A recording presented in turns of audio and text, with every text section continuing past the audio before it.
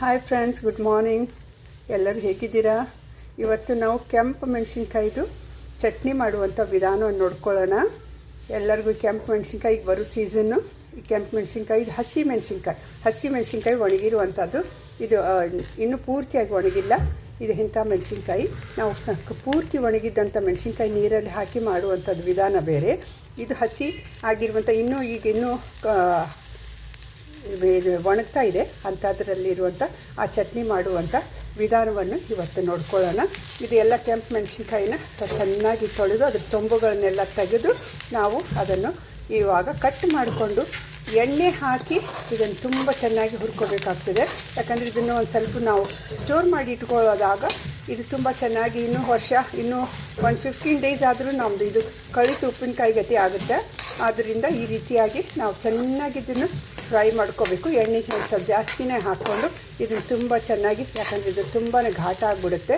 ಅದರಿಂದ ಇದು ಚೆನ್ನಾಗಿ ಫ್ರೈ ಆಗುವವರೆಗೂ ನಾವು ಇದನ್ನು ಚೆನ್ನಾಗಿ ಫ್ರೈ ಮಾಡಿಕೊಂಡು ನಂತರ ಇದನ್ನು ಗ್ರೈಂಡ್ ಮಾಡ್ಕೊಳ್ಬೇಕಾಗ್ತದೆ. ಅದಕ್ಕೆ ಬೇಕಾಗುವಂಥ ಪದಾರ್ಥಗಳನ್ನು ಈಗ ನೋಡ್ಕೊಳ್ಳೋಣ. ಕೆಂಪು ಚಟ್ನಿಗೆ ಬೇಕಾಗುವಂಥ ಸಾಮಗ್ರಿಗಳನ್ನು ನೋಡಿಕೊಳ್ಳೋಣ. ಅದಕ್ಕೆ ಉಪ್ಪು, ಬೆಲ್ಲ ಎಷ್ಟು ಬೇಕು, ಯಾಕಂದ್ರೆ ಅದು ತುಂಬಾ ಘಾಟ, ಭಾಳ ಖಾರ ಇರೋದಾದರೆ ನೀವು ಬೆಲ್ಲ ನೋಡ್ಕೊಂಡು ಹಾಕ್ಕೊಳ್ರಿ, ಉಪ್ಪು ನೋಡ್ಕೊಂಡು ಹಾಕ್ಕೊಳ್ರಿ. ಅದಕ್ಕೆ ಬೆಳ್ಳುಳ್ಳಿ ಬೇಕಾಗ್ತದೆ, ಮತ್ತು ಅದಕ್ಕೆ ಜೀರಿಗೆ ಮತ್ತು ಮೆಂತ್ಯಕಾಳು ಇವೆರಡನ್ನೂ ನಾವು ಹುರ್ಕೊಳ್ಬೇಕಾಗ್ತದೆ. ಇದು ಹುರ್ಕೊಂಡು ನಾವು ಈ ಪೌಡ್ರ್ ಇದಕ್ಕೆ ನಾವು ಕೂಡಿಸ್ಬೇಕಾಗ್ತದೆ. ಮತ್ತು ಅದನ್ನು ನಾವು ಗ್ರೈಂಡ್ ಮಾಡಲು ಬೇಕಾಗುವಾಗ ಮಿಕ್ಸಿಗೆ ಹಾಕುವಾಗ ಈ ಹುಣಸೆಹಣ್ಣು ಹಾಕಿ ನೆನೆ ಇಟ್ಟಿದ್ದೇವೆ. ಅದರಲ್ಲಿರುವಂಥ ಎಲ್ಲ ಪಲ್ಪ್ ತೆಗೆದು ಅದರ ನೀರನ್ನು ಮಾತ್ರ ನಾವು ಹಾಕ್ಬೋದು. ನಿಮ್ಮ ಕಡೆ ಹುಣಸೆಹಣ್ಣು ಇಲ್ಲ ಅಂತಂದರೆ ನೀವು ವಿನೆಗರ್ ಸಹ ಹಾಕ್ಕೊಳ್ಬೋದು. ವಿನೆಗರು ಇಲ್ಲ ಅಂದರೆ ಲಿಂಬೆಹಣ್ಣು ಸಹ ನೀವು ಹಾಕ್ಕೊಂಡು ನೀವು ಅದರಲ್ಲಿ ಎಣ್ಣೆ ಅದರಲ್ಲಿ ಹಾಕ್ಕೊಂಡು ನೀವು ಗ್ರೈಂಡ್ ಮಾಡಬೇಕಾಗ್ತದೆ. ಈಗ ನಾವು ವಿನೆಗರ್ ಹಾಕ್ತಾಯಿಲ್ಲ, ಲಿಂಬೆಹಣ್ಣು ಹಾಕ್ತಾಯಿಲ್ಲ. ಇದು ಹುಣಸೆಹಣ್ಣು ನೀರನ್ನು ಮಾತ್ರ ಬಳಸಿ ನಾವು ಅದನ್ನು ನಾವು ಚಟ್ನಿ ಮಾಡ್ತಾಯಿದ್ದೇವೆ. ಮತ್ತು ಇಲ್ಲೇ ನಾವು ಜೀರಿಗೆ ಮತ್ತು ಮೆಂತ್ಯೆಯನ್ನು ನಾವು ಹುರ್ಕೊಳ್ಬೇಕಾಗ್ತದೆ. ಮತ್ತು ಈ ಎಲ್ಲ ಸಾಮಗ್ರಿಗಳನ್ನು ಹಾಕಿಕೊಂಡು ರುಚಿಕಟ್ಟಾಗಿರುವಂಥ ಈಗ ಬೇರೆ ಬರ್ತಾ ಇದೆ ಅದು ಮೆಣಸಿನ್ಕಾಯಿ ಚಟ್ನಿ ಮಾಡಿಕೊಂಡು ನಾವು ಅದನ್ನು ಕೆಲವು ದಿನ ಒಂದು 15 ದಿನವರೆಗೂ ನಾವು ಇಟ್ಕೊಂಡು ತಿನ್ಬೋದಾಗಿದೆ. ಅದು ಸೇಫ್ ಆಗಿರ್ತದೆ, ಏನೋ ಅದು ಬೂಸ್ ಬರಲ್ಲ, ಕೆಟ್ಟು ಹೋಗಲ್ಲ. ಈ ರೀತಿಯಾಗಿ ನೀವು ಮಾಡಿಕೊಂಡು ನೋಡಿಕೊಂಡು ತಿನ್ನಿರಿ.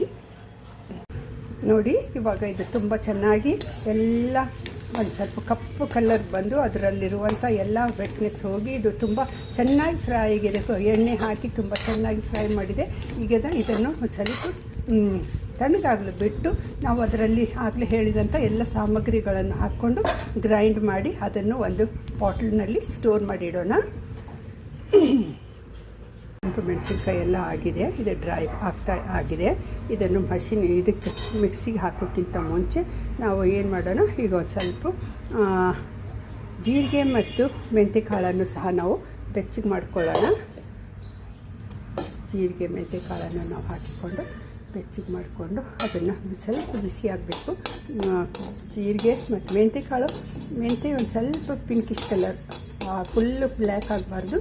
ಮತ್ತು ನಮಗೆ ಅದು ತುಂಬ ಚೆನ್ನಾಗಿ ಕಲರ್ ಬರಬೇಕು. ಆ ರೀತಿಯಾಗಿರುವಂಥ ಒಂದು ಕಲರ್ನಲ್ಲಿ ನಾವು ಇದನ್ನು ಫ್ರೈ ಮಾಡಿಕೊಂಡು ಇದನ್ನು ಸಹ ಅದಕ್ಕೆ ಮಿಕ್ಸ್ ಮಾಡಿಕೊಂಡು ನಾವು ಇದು ಕೆಂಪು ಖಾರದ ಚಟ್ನಿ ಮಾಡ್ಕೊಳ್ಳೋಣ. ನೋಡಿ, ಬಿಸಿಯಾಗಿದೆ. ಇದರಲ್ಲಿ ನಾನು ಹಾಕ್ತಾಯಿದ್ದೀನಿ.